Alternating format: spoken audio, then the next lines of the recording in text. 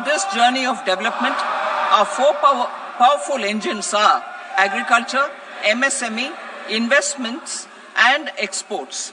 The fuel, our reforms, our guiding spirit, inclusivity, and the destination, Vikasit Bharat. This budget aims to initiate transformative reforms across 6 domains. During the first 5 years, these will augment our growth potential and global competitiveness. The domains are taxation, power sector, urban development, mining, financial sector, and regulatory reforms. Agriculture as the first engine. Now I move to specific proposals, beginning with agriculture as the first engine.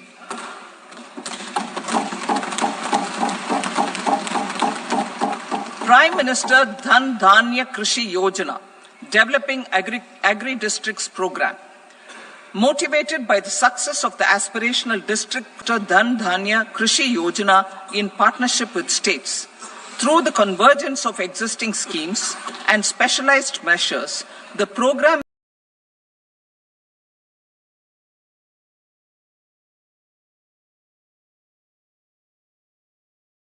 will cover 100 districts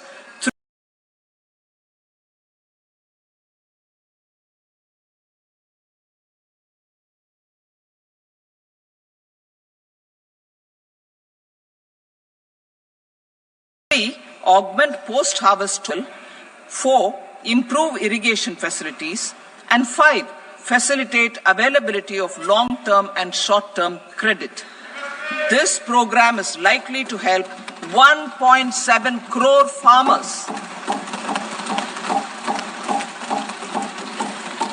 Building rural prosperity and resilience. A comprehensive multi-sectoral rural prosperity and resilience program will be launched in partnership with the states. This will address underemployment in agriculture through skilling, investment, technology, and invigorating the rural economy. The goal is to generate ample opportunities in rural areas so that migration is an option but not a necessity. The program will focus on rural women, young farmers, rural youth, marginal and small farmers, and landless families. The details are in Annexure A. Domestic best practices will be incorporated, and appropriate technical and financial assistance will be sought from multilateral development banks. In Phase 1, 100 developing agri-districts will be covered. Atmanirbharta in pulses. Our government is implementing the National Mission for Edible Oil Seed for achieving Atmanirbharta in edible oils. Our farmers have the capability to grow enough for our needs and more. 10 years ago, we made concerted efforts and succeeded in achieving near self-sufficiency in pulses. Farmers responded to the need by increasing the cultivated area by 50%, and government arranged for procurement and remunerative prices. Since then, with rising incomes and better affordability, our consumption of pulses has increased significantly. Our government will now launch a 6-year mission for Atmanirbharta in pulses with a special focus on Tuar, Urad, and Masoor. Details are in Annexure B. Central agencies such as NAFED and NCCF will be ready to procure from farmers who register with these agencies and enter into agreements. Comprehensive program for vegetables and fruits. It is encouraging that our people are increasingly becoming aware of their nutritional needs. It is a sign of a society becoming healthier. With rising income levels, the consumption of vegetables, fruits, and Shri Anna is increasing significantly. A comprehensive program to promote production, efficient supplies, processing, and remunerative prices for farmers will be launched in partnership with the states. Appropriate institutional mechanisms for implementation and participation of farmer producer organizations and cooperatives will be set up. Makhana board in Bihar. For this, there is a special opportunity for the people of Bihar. A Makhana board will be established in the state to improve production, processing, value addition, and marketing of Makhana. The people engaged in these activities will be organized into FPOs. The board will provide hand-holding and training support to Makhana farmers and will also work to ensure they receive the benefits of all relevant government schemes. A national mission on high-yielding seeds will be launched, aimed at 1. Strengthening research ecosystem, 2. Targeted development and propagation of seeds with high yield, pest resistance, and climate resilience, and 3. Commercial availability of more than 100 seed varieties released since July 2024. India ranks second largest globally in fish production and aquaculture. Seafood exports are valued at 60,000 crore rupees. To unlock the untapped potential of the marine sector, our government will bring in an enabling framework for sustainable harnessing of fisheries from Indian exclusive economic zone and high seas, with a special focus on the Andaman and Nicobar and Lakshadweep Islands. For the benefit of lakhs of cotton growing farmers, I am pleased to announce a mission for cotton productivity. This 5-year mission will facilitate significant improvements in productivity and sustainability of cotton farming and promote extra long staple cotton varieties. The best of science and technology support will be provided to farmers. Aligned with our integrated 5F vision for the textile sector, this will help in increasing incomes of the farmers and ensure a steady supply of quality cotton for rejuvenating India's traditional textile sector. Kisan credit cards facilitate short-term loans for 7.7 crore farmers, fishermen, and dairy farmers. The loan limit under modified interest subvention scheme will be enhanced from 3 lakh rupees to 5 lakh rupees for loans taken through the KCC. For Atmanirbharta in urea production, our government had reopened 3 dormant urea plants in the eastern region. To further augment urea supply, a plant with annual capacity of 12.7 lakh metric tons will be set up at Namrup in Assam.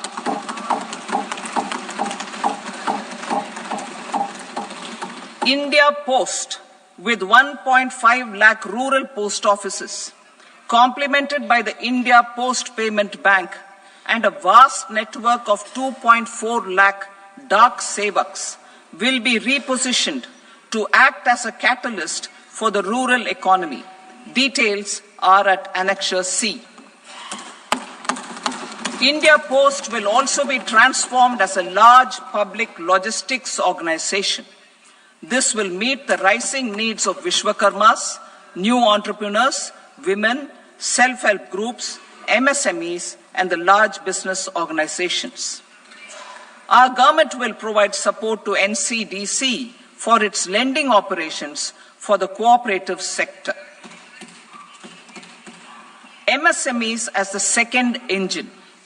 Now I move to MSMEs as the second engine, which encompasses manufacturing and services with a focus on MSMEs numbering 5.7 crores. Currently, over 1 crore registered MSMEs, employing 7.5 crore people and generating 36% of our manufacturing, have come together to position India as a global manufacturing hub.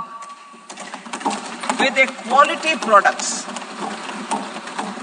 With their quality products, these MSMEs are responsible for 45% of our exports. To help them achieve higher efficiencies of scale, technological upgradation, and better access to capital, the investment and turnover limits for classification of all MSMEs will be enhanced to 2.5 and 2 times respectively. This will give them the confidence to grow and generate employment for our youth. The details are given in Annexure D. To improve access to credit, the credit guarantee cover will be enhanced. First, for micro and small enterprises from 5 crore to 10 crore rupees, leading to additional credit of 1.5 lakh crores in the next 5 years. Second, for startups from 10 crore rupees to 20 crore rupees, with the guarantee fee being moderated to 1% for loans in 27 focus sectors which are important for Atmanirbhar Bharat.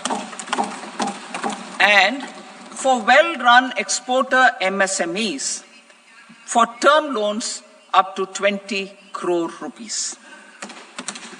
Also for the micro enterprises, we will introduce customized credit cards with a 5 lakh rupee limit for micro enterprises registered on Udyam portal. In the first year, 10 lakh such cards will be issued. Fund of funds for startups.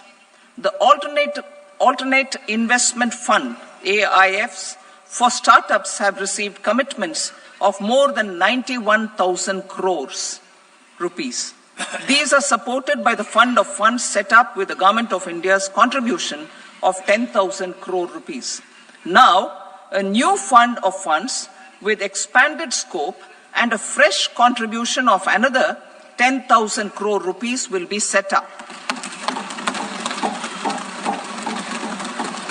A new scheme will be launched for 5 lakh women, scheduled castes and scheduled tribes, first-time entrepreneurs.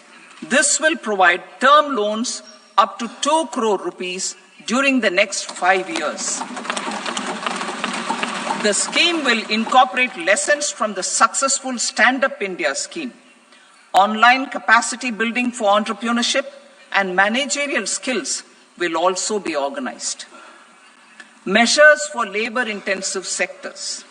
To promote employment and entrepreneurship opportunities in labor-intensive sectors, our government will undertake specific policy and facilitation measures.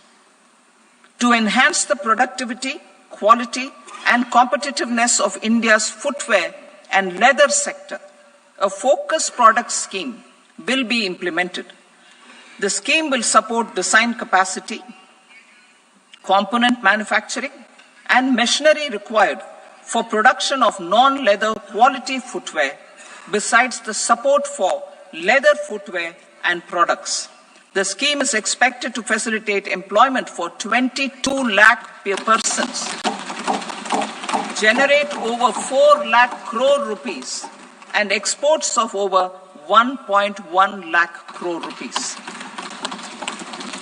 Measures for the toys sector. Building on the National Action Plan for Toys, we will implement a scheme to make India a global hub for toys. The scheme will focus on development of clusters, skills, and a manufacturing ecosystem that will create high-quality, unique, innovative, and sustainable toys that will represent the Made in India brand. Support for food processing. In line with our commitment towards Purvodaya, we will establish a National Institute of Food Technology, Entrepreneurship and Management in Bihar. The institute will provide a strong fillip to food processing activities in the entire eastern region. This will result in 1. Enhanced income for the farmers through value addition to their produce, and 2. skilling entrepreneurship and employment opportunities for the youth. Manufacturing mission, furthering Make in India. Our government will set up a national manufacturing mission covering small, medium and large industries for furthering Make in India by providing policy support, execution roadmaps, governance and monitoring framework for central ministries and states. Details are in Annexure E. Given our commitment to climate-friendly development, the mission will also support clean tech manufacturing. This will aim to improve domestic value addition and build our ecosystem for solar PV cells, EV batteries, motors and controllers, electrolyzers, wind turbines, very high voltage transmission equipment and grid-scale batteries. Investment as the third engine. Now I move to investment as the third engine, which encompasses investing in people, investing in the economy, and investing in innovation. Investing in people. Saksham Anganwadi and Poshan 2.0. Saksham Anganwadi and Poshan 2.0 program provides nutritional support to more than 8 crore children, 1 crore pregnant women and lactating mothers all over the country, and about 20 lakh adolescent girls in aspirational districts and the Northeast region. The cost norms for these nutritional support will be enhanced appropriately. Atal Tinkering Labs. 50,000 Atal Tinkering Labs will be set up in government schools in the next 5 years to cultivate the spirit of curiosity and innovation and foster a scientific temper among young minds. Broadband connectivity to government secondary schools and PHCs. Broadband connectivity will be provided to all government secondary schools and primary health centers in rural areas under the BharatNet project. Bharatiya Bhasha Pustak Scheme. We propose to implement a Bharatiya Bhasha Pustak scheme to provide digital form Indian language books for schools and for higher education. This aims to help students understand their subjects better and in their language. National Centers of Excellence for Skilling. Building on the initiative announced in the July 24 budget, 5 national centers of excellence for skilling will be set up with global expertise and partnerships to equip our youth with the skills required for Make for India, Make for the World manufacturing.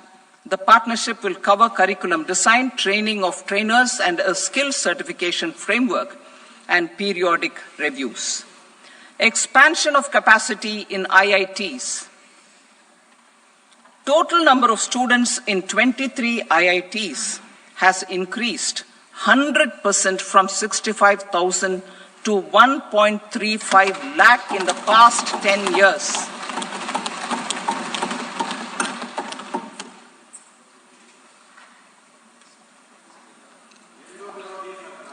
Additional infrastructure will be created in the 5 IITs started after 2014 to facilitate education for 6,500 more students. Hostel and other infrastructure capacity at IIT Patna will also be expanded.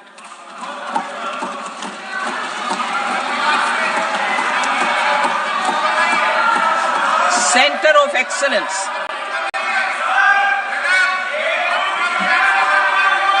Center of Excellence in AI for Education. I had announced 3 centers of excellence in artificial intelligence for agriculture, health, and sustainable cities in 2023. Now a center of excellence in artificial intelligence for education will be set up with a total outlay of 500 crores. Expansion of medical education.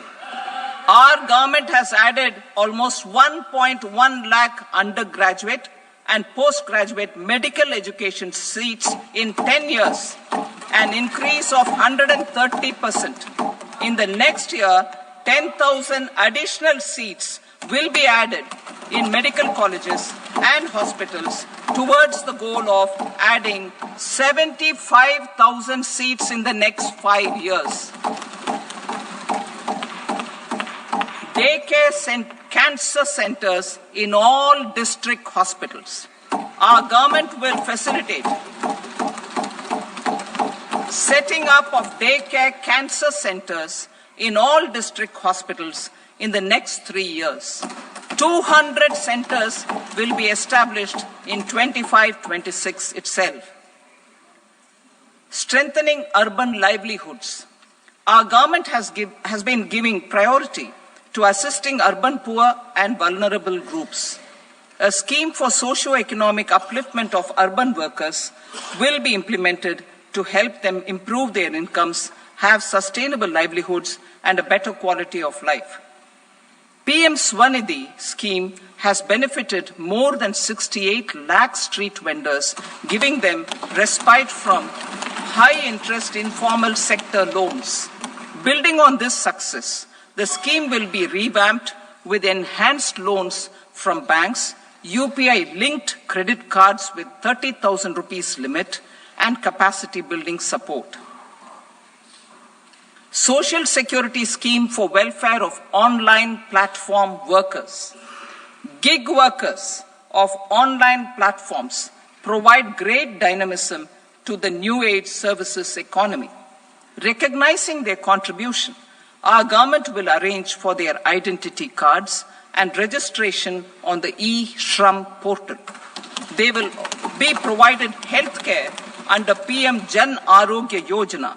This measure is likely to assist nearly 1 crore gig workers.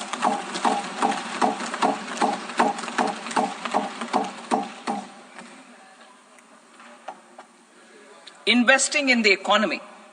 Public-private partnership in infrastructure. Each infrastructure-related ministry will come up with a 3-year pipeline of projects that can be implemented in PPP mode. States will also be encouraged to do so and can seek support from the India Infrastructure Project Development Fund, which is a scheme to prepare PPP proposals. Support to states for infrastructure. An outlay of 1.5 lakh crore is proposed for the 50-year interest-free loans to states for capital expenditure and incentives for reforms. Building on the success of the first asset monetization plan announced in 2021, the second plan for 2025 to 30 will be launched to plow back capital of 10 lakh crore in new projects. Regulatory and fiscal measures will be fine-tuned to support the plan. Jal Jeevan Mission.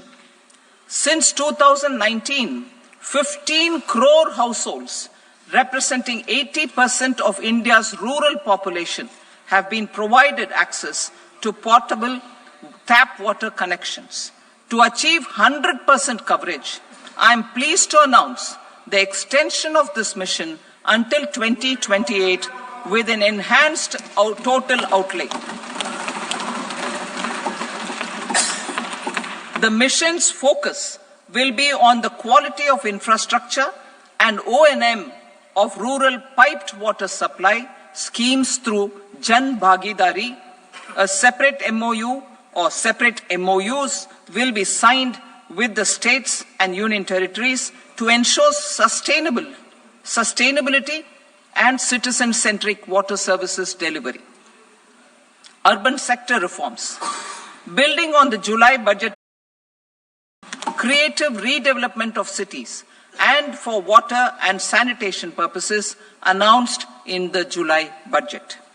This fund will finance up to 25% of the cost of bankable projects, with a stipulation that at least 50% of the cost is funded from bonds, bank loans, and PPPs.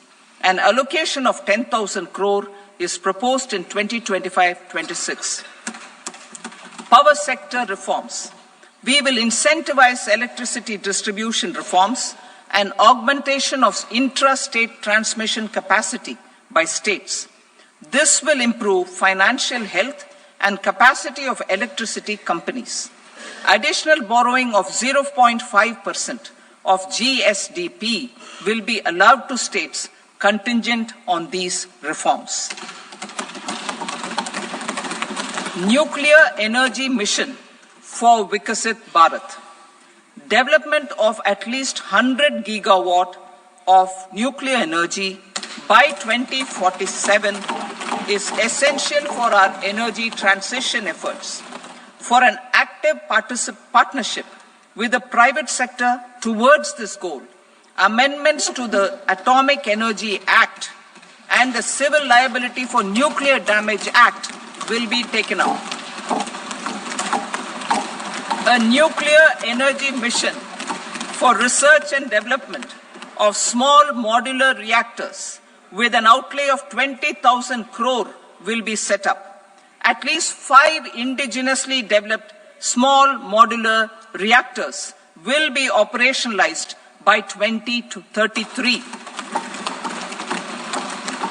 Shipbuilding. The shipbuilding financial assistance policy will be revamped to address cost disadvantages. This will also include credit notes for shipbreaking in Indian yards to promote the circular economy. Large ships above a specified size will be included in the infrastructure harmonized master list. Shipbuilding clusters will be facilitated to increase the range, categories, and capacity of ships. This will include additional infrastructure, facilities, skilling, and technology to develop the entire ecosystem. Maritime Development Fund. For long-term financing for the maritime industry, a Maritime Development Fund with a corpus of 25,000 crore rupees will be set up. This will be for distributed support and promoting competition. This will have up to 49% contribution by the government, and the balance will be mobilized from ports and from private sector. UDAN regional connectivity schemes. UDAN has enabled 1.5 crore middle-class people to meet their aspirations for speedier travel. The scheme has connected 88 airports, and operationalized 619 routes. Inspired by that success, a modified UDAN scheme will be launched to enhance regional connectivity to 120 new destinations and carry 4 crore passengers in the next 10 years. 4 crore additional passengers in the next 10 years. The scheme will also support helipads and smaller airports in hilly, aspirational, and northeast regional districts. Greenfield airports will be facilitated in Bihar to meet the future needs of the state. These will be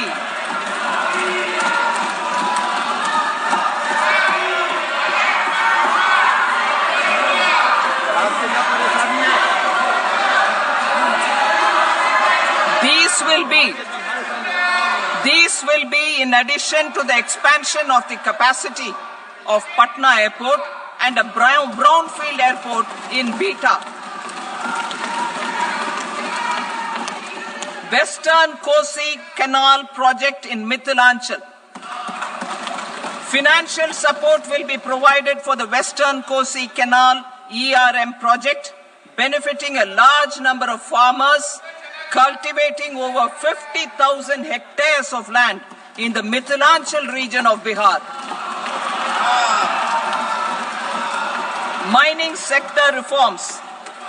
Mining sector reforms, including those for minor minerals, will be encouraged through sharing of best practices and institutions of a state mining index. a policy for recovery of critical minerals from tailings will be brought out.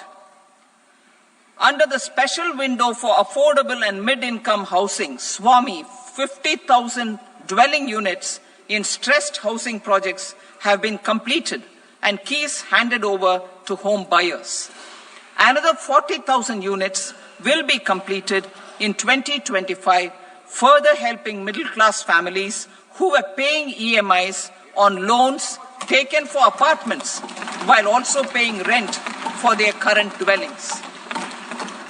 Building on this success, SWAMI Fund 2 will be established as a blended finance facility with contribution from the government, banks and private investors. This fund of 15,000 crore rupees will aim for expeditious completion of another 1 lakh units. PM Gati Shakti data for private sector. For furthering PPPs and assisting the private sector in project planning, access to relevant data and maps from the PM Gati Shakti portal will be provided. Tourism for employment-led growth. Top 50 tourist destination sites in the country will be developed in partnership with states through a challenge mode. Land for building key infrastructure will have to be provided by the states. Hotels in these destinations will be included in the infrastructure harmonized list. The following measures will be taken for facilitating employment-led growth. Organizing intensive skill development programs for our youth, including in institutes of hospitality management. Providing mudra loans for homestays. Improving ease of travel and connectivity to tourist destinations. Providing performance-linked incentives to states for effective destination management, including tourist amenities, cleanliness, and marketing efforts. And introducing streamlined e-visa facilities along with visa fee waivers for certain tourist groups. Continuing with the emphasis on places of spiritual and religious significance, in the July budget, there will be a special focus on destinations related to the life and times of Lord Buddha. Medical tourism and heal in India. Medical tourism and heal in India will be promoted in partnership with the private sector along with capacity building and easier visa norms. Investing in innovation. To implement private sector-driven research, development and innovation initiatives announced in the July budget, I am now allocating 20,000 crore rupees for this purpose. A deep tech fund of funds will also be explored to catalyze the next generation startups as a part of this initiative. In the next 5 years, under the PM Research Fellowship Scheme, we will provide 10,000 fellowships for technological research in IITs and IISc with enhanced financial support. The second gene bank with 10 lakh germplasm lines will be set up for future food and nutritional security. This will provide conservation support to both public and private sectors for genetic resources. We will start a national geospatial mission to develop foundational geospatial infrastructure and data. Using PM Gati Shakti, this mission will facilitate modernization of land records, urban planning, and design of infrastructure projects. A Gyan Bharatam mission for survey, documentation, and conservation of our manuscript heritage with academic institutions, museums, libraries, and private collectors will be undertaken to cover more than 1 crore manuscripts. We will set up a national digital repository of Indian knowledge systems for knowledge sharing. Now I move to exports as the fourth engine. We will set up an export promotion mission with sectoral and ministerial targets driven jointly by the Ministries of Commerce, MSME and Finance. It will facilitate easy access to export credit, cross-border factoring support, support to MSMEs to tackle non-tariff measures in overseas markets. A digital public infrastructure, Bharat Trade Net, for international trade will be set up as a unified platform for trade documentation and financing solutions. This will complement the Unified Logistics Interface platform. The BTN will be aligned with international practices. Support will be provided to develop domestic manufacturing capacities for our economy's integration with global supply chains. Sectors will be identified based on objective criteria. Facilitation groups with participation of senior officers and industry representatives will be formed for select products and supply chains. Through this, there are huge opportunities related to Industry 4.0, which needs high skills and talent. Our youth have both. Our government will support the domestic electronic equipment industry to leverage this opportunity for the benefit of our youth. A national framework will be formulated as guidance to states for promoting global capability centers in emerging Tier 2 cities. This will suggest measures for enhancing availability of talent and infrastructure, building bylaw reforms, and mechanisms for collaboration with industry. Our government will facilitate upgradation of infrastructure and warehousing for air cargo, including high-value perishable horticultural produce. Cargo screening and customs protocol will be streamlined and made user-friendly. Reforms as the fuel. Over the past 10 years, our government has implemented several reforms for convenience of taxpayers, such as faceless assessment, 2, taxpayer charter, 3, faster returns, 4, almost 99% returns being on self-assessment, and 5, Vivad Se Vishwas scheme.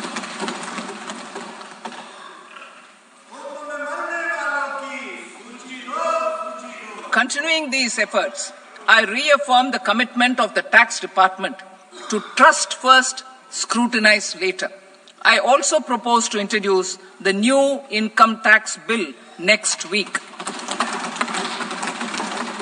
I will detail the indirect tax reforms and changes in direct taxes in Part B. Financial sector reform for those companies which invest the entire premium in India. The current guardrails and conditionalities associated with foreign investment will be reviewed and simplified. The services of India Post Payment Bank will be deepened and expanded in rural areas. NABFID will set up a partial credit enhancement facility for corporate bonds for infrastructure. Public sector banks will develop Grameen Credit Score Framework to serve the credit needs of SHG members and people in rural areas. A forum for regulatory coordination and development of pension products will be set up. To implement the earlier announcement on simplifying the KYC processes, the revamped Central KYC Registry will be rolled out in 2025. We will also implement a streamlined system for periodic updating. Requirements and procedures for speedy approval of company mergers will be rationalized. The scope for fast-track mergers will also be widened and the process made simpler. As proposed in the interim budget, we signed bilateral investment treaties with 2 countries in 2024 to encourage sustained foreign investment, and in the spirit of First Develop India, the current model BIT will be revamped and made more investor-friendly. In the last 10 years, in several aspects, including financial and non-financial, our government has demonstrated a steadfast commitment to ease of doing business. We are determined to ensure that our regulations must keep up with technological innovations and global policy developments. A light-touch regulatory framework based on principles and trust will unleash productivity and employment. Through this framework, we will update regulations that were made under old laws. To develop this modern, flexible, people-friendly, and trust-based regulatory framework appropriate for the 21st century, I propose 4 specific measures.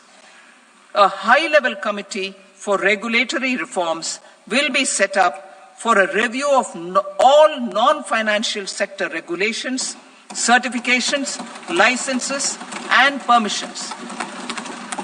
The committee will be expected to make recommendations within a year.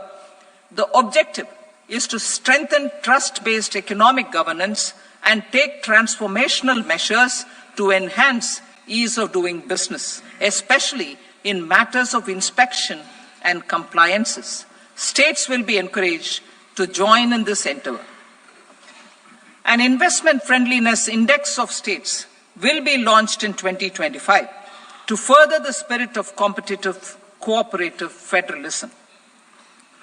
Under the Financial Stability and Development Council, a mechanism will be set up to evaluate impact of the current financial regulations and subsidiary instructions.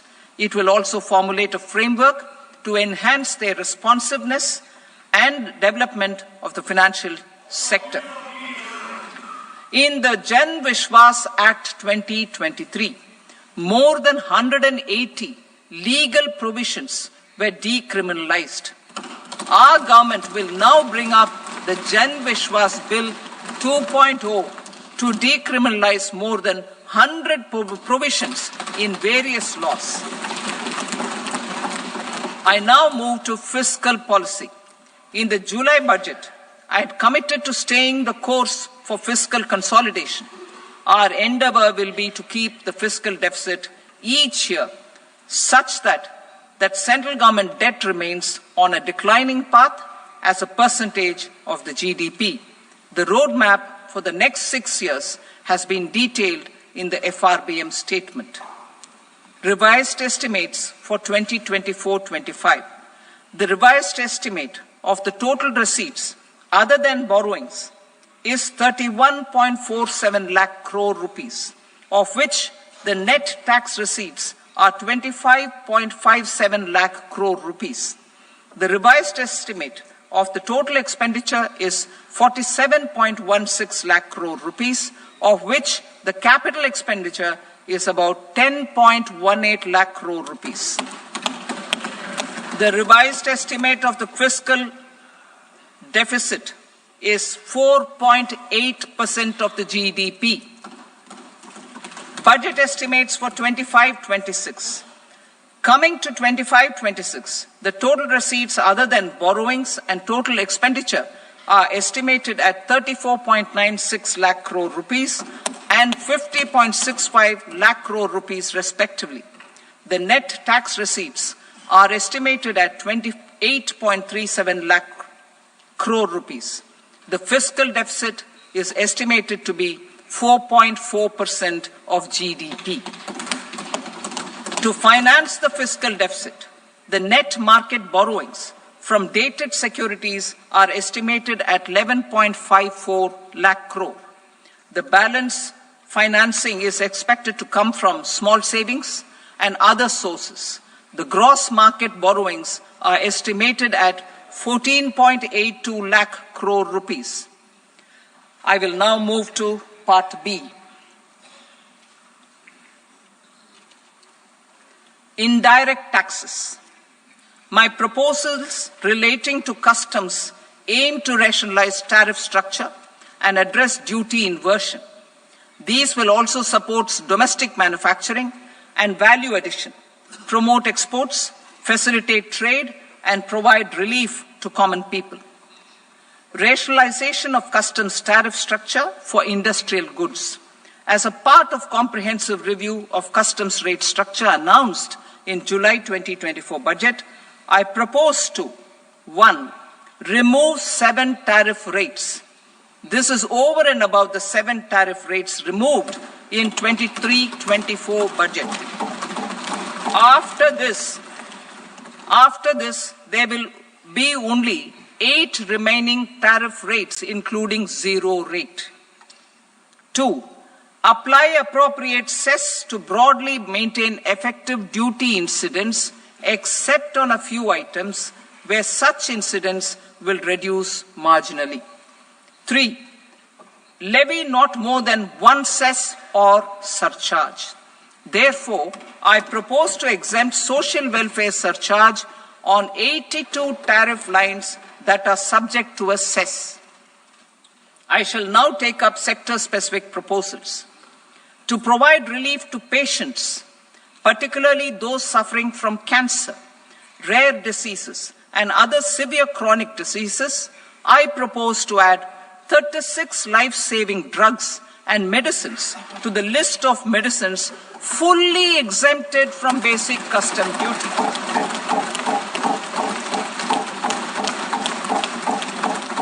I also propose to add 6 life-saving medicines to the list attracting concessional custom duty of 5%.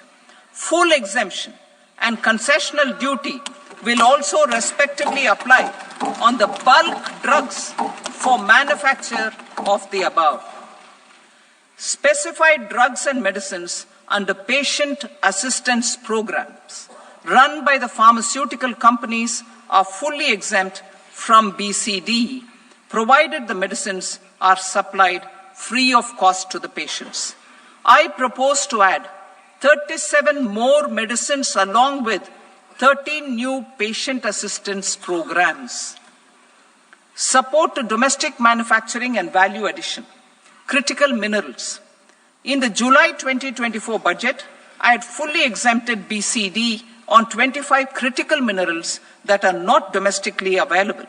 I had also reduced BCD of 2 other such minerals to provide a major fillip to their processing, especially by MSMEs. Now, I propose to fully exempt cobalt powder and waste, the scrap of lithium-ion battery, lead, zinc, and 12 more critical minerals. This will help secure the availability for manufacturing in India and promote more jobs for our youth. To promote domestic production of technical textile products such as agro-textiles, medical textiles, and geotextiles at competitive prices, I propose to add 2 more types of shuttle-less looms to the list of fully exempted textile machinery. I also propose to revise the BCD rate on knitted fabrics covered by 9 tariff lines from 10 or 20 to 20% or 115 rupees per kg, whichever is higher. Electronic goods. In line with our Make in India policy and to rectify inverted duty structure, I propose to increase the BCD on interactive flat panel display from 10% to 20% and reduce the BCD to 5% on open cell and other components. In 23-24 budget, for the manufacture of open cells of LCD, LED TVs, I had reduced the BCD on parts of open cells from 5% to 2.5%. To further boost the manufacture of such open cells, the BCD on these parts will now stand exempted. Lithium-ion battery.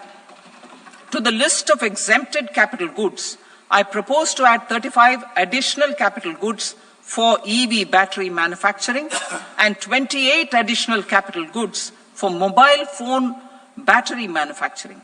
This will boost domestic manufacture of lithium-ion batteries, both for mobile phones and for electric vehicles. Shipping sector. Considering that shipbuilding has a long gestation period, I propose to continue the exemption of BCD on raw materials, components, consumables, or parts for the manufacture of ships for another 10 years.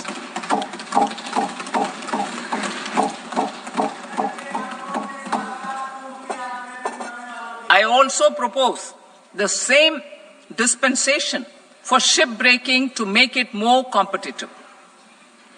Telecommunication. To prevent classification disputes, I propose to reduce the BCD from 20% to 10% on carrier-grade Ethernet switches to make it at par with non-carrier-grade Ethernet switches. Export promotion. To facilitate exports of handicrafts, I propose to extend the time period for export from 6 months to 1 year, further extendable by another 3 months if required.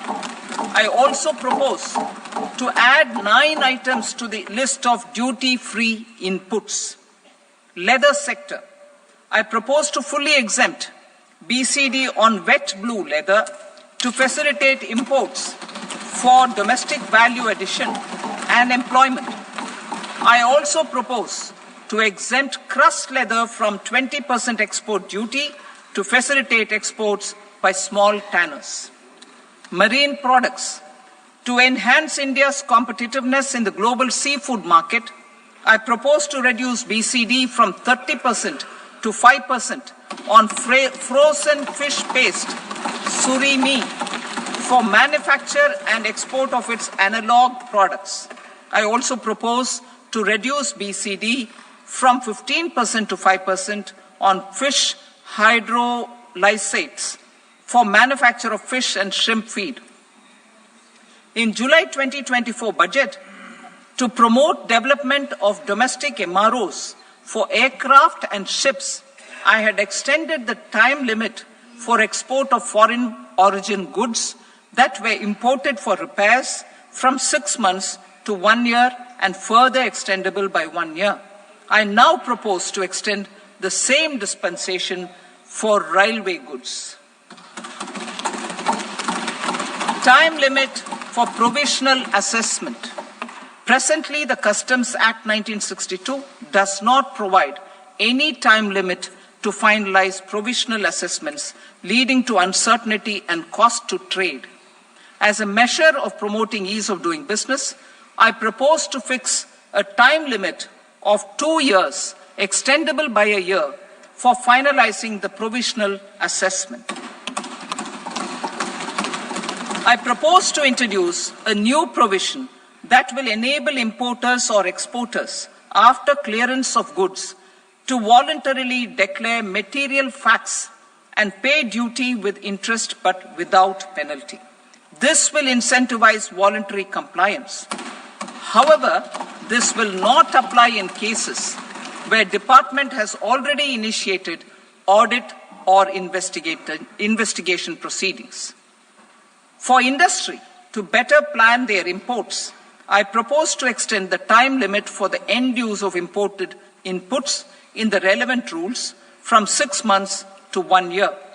This will provide operational flexibility in view of cost and uncertainty of supply. Further, such importers will now have to file only quarterly statements instead of a monthly statement.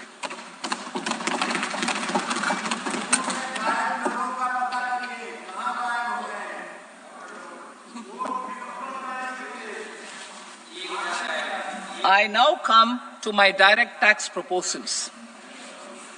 In Part A, I have briefly underlined taxation reforms as one of key reforms to realize our vision of Vikasit Bharat. In respect of criminal law, our government had earlier ushered in Bharatiya Nyaya Sanhita, replacing Bharatiya Danda Sanhita.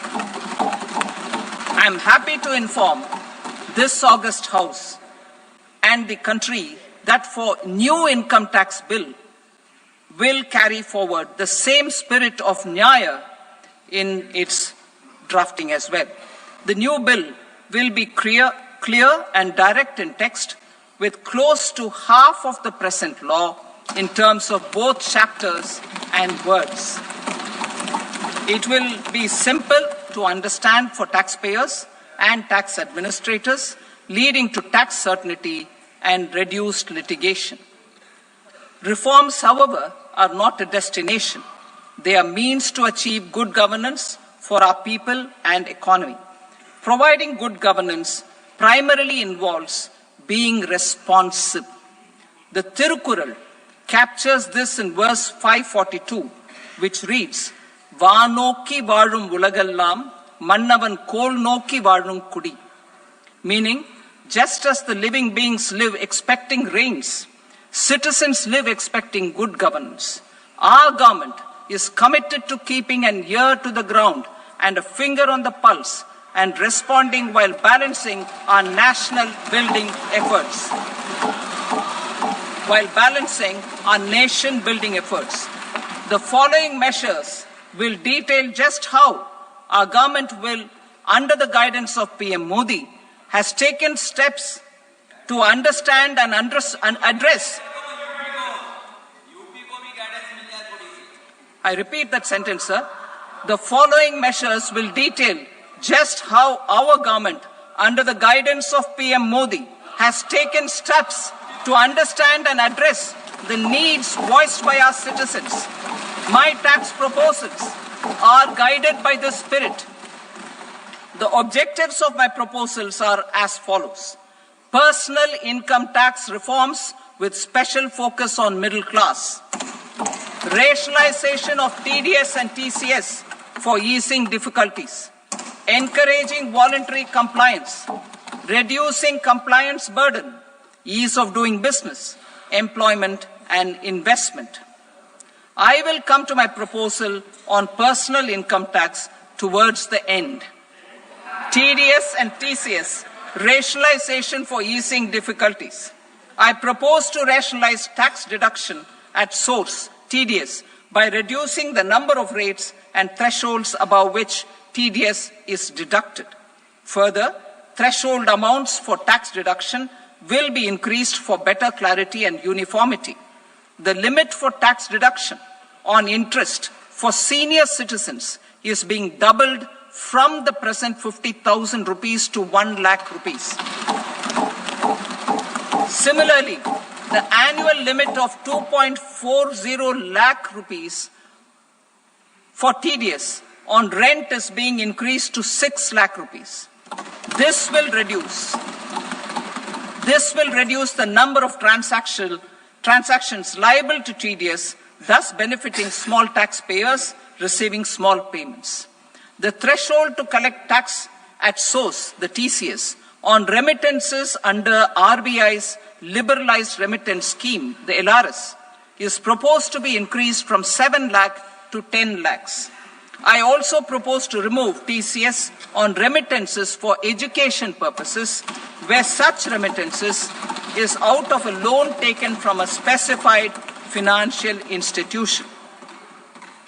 Both TDS and TCS are being applied on any transaction related to sale of goods. To prevent such compliance difficulties, I propose to omit the TCS. I also propose that the provisions of the higher TDS deduction will now apply only in non-PAN cases. In July 2024, the delay for payment of TDS up to the due date of filing statement was decriminalized. I propose to provide the same relaxation to TCS provisions as well. The government under the leadership of Prime Minister Modi believes in Sabka Saath, Sabka Vikas, Sabka Vishwas and Sabka Prayas. In line with this, we brought in updated return facility in 2022 for voluntary compliance by taxpayers who had omitted to report their correct income. Our trust in taxpayers was proved right. Nearly 90 lakh taxpayers voluntarily updated their incomes by paying additional tax. Taking this trust further, I now propose to extend the time limit to file updated returns for any assessment year from the current limit of 2 years to 4 years. I propose to reduce the compliance burden for small charitable trusts and institutions by increasing their period of registration from 5 years to 10 years. It is also proposed that disproportionate consequences do not arise for minor defaults such as incomplete applications filed by charitable entities. Presently, taxpayers can claim the annual value of self-occupied properties as nil only on the fulfillment of certain conditions. Considering the difficulties faced by taxpayers, it is proposed to allow the benefit of 2 such self-occupied properties without any condition. To streamline the process of transfer pricing and to provide an alternative to yearly examination, I propose to introduce a scheme for determining arm's length price of international transaction for a block period of 3 years. This will be in line with global best practices. With a view to reduce litigation and provide certainty in international taxation, the scope of safe harbor rules is being expanded. A number of senior and very senior citizens have very old national savings schemes accounts. As interest is no longer payable on such accounts, I propose to exempt withdrawals made from NSS by individuals on or after 29th August 2024. I am also proposing to allow similar treatment to NPS Vatsalya accounts as is available to normal NPS accounts subject to overall limits. In my speech in July 2024, I had promised that all processes, including giving effect to appellate orders, shall be digitalized and made paperless over the next 2 years. So I'm happy to announce that digitalization is being made operational now. In July 2024, we brought in the Vivad Se Vishwas scheme to resolve income tax disputes pending in appeal. The scheme has received a great response, with nearly 33,000 taxpayers having availed of the scheme to settle their disputes. I have a few proposals to promote investment and employment. It is proposed to provide a presumptive taxation regime for non-residents who provide services to a resident company that is establishing or operating an electronics manufacturing facility. I further propose to introduce a safe harbor for tax certainty for non-residents who store components for supply to specified electronics manufacturing units. Presently, the tonnage tax scheme is available only to sea-going ships. The benefits of existing tonnage tax scheme are proposed to be extended to inland vessels registered under the Indian Vessels Act 2021 to promote inland water transport in the country. Extension for incorporation of startups. We continue to support the Indian startup ecosystem.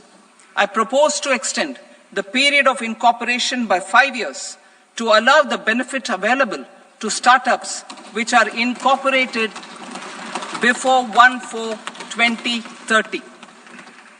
In order to attract and promote additional activities in the IFSC, I am inter alia proposing specific benefits to ship leasing units, insurance offices, and treasury centers of global companies which are set up in IFSC. Further, to claim benefits, the cutoff date for commencement in IFSC has also been extended by 5 years to 31/3/2030. Category 1 and Category 2 AIFs are undertaking investments in infrastructure and other such sectors. I propose to provide certainty of taxation to these entities on the gains from securities. To promote funding from sovereign wealth funds and pension funds to the infrastructure sector, I propose to extend the date of making an investment by 5 more years up to 31st March 2030.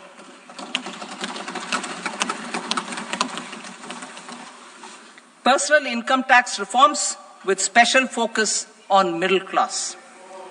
Democracy, demography, and demand are the key support pillars in our journey towards Vikasit Bharat. The middle class provides strength for India's growth. This government, under the leadership of Prime Minister Modi, has always believed in the admirable energy and ability of the middle class in nation building. In recognition of their contribution,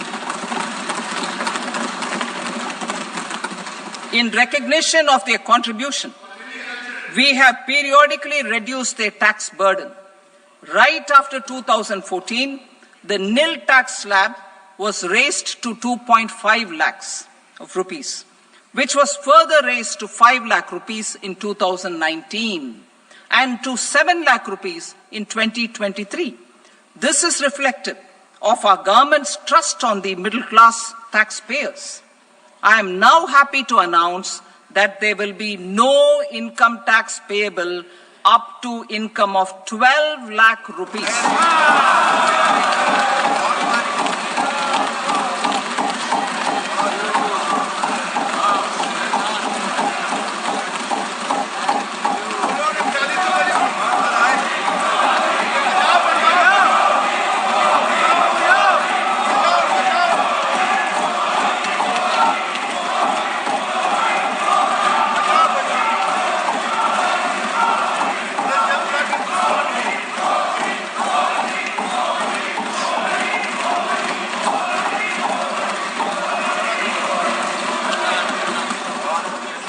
So, average income of 1 lakh per month other than the special rate income such as capital gains under the new regime. This limit will be 12.75 lakh for salaried taxpayers due to the standard deduction of 75,000. Slabs and rates are being changed across the board to benefit all taxpayers. The new structure will substantially reduce the taxes of the middle class and leave more money in their hands, boosting household consumption, savings, and investment. In the new tax regime, I propose to revise tax rate structures as follows: 0 to 4 lakh rupees nil, 4.8 lakh rupees to 4 to 8 lakh rupees 5%, 8 to 12 lakh rupees 10%, 12 to 16 lakh rupees 15%, 16 to 20 lakh rupees 20%, 20 to 24 lakh rupees 25%, and above 24 lakh rupees 30%. To taxpayers up to 12 lakh of normal income other than special rate income such as capital gains. I read that again. To taxpayers up to 12 lakh of income other than special rate income such as capital gains, tax rebate is being provided in addition to the benefit due to slab rate reduction in such a manner that there is no tax payable by them. The total tax benefit of slab rate changes and rebate at different income levels can be illustrated with a few examples. A taxpayer in the new regime with an income of 12 lakh rupees will get a benefit of 80,000 rupees in tax, which is 100% of tax payable as per the existing rates. A person having income of 18 lakh rupees will get a benefit of 70,000 rupees in tax, that is 30% of tax payable as per existing rates. A person with an income of 25 lakh gets a benefit of 1,10,000 rupees, that is 25% of his tax payable as per existing rates. Details of my tax proposals are given in the annexure. As a result of these proposals, Honorable Speaker, sir, revenue of about 1 lakh crore in direct taxes and 2,600 crores in indirect taxes will be foregone. Mr. Speaker, sir, with this, I commend the budget to this august House.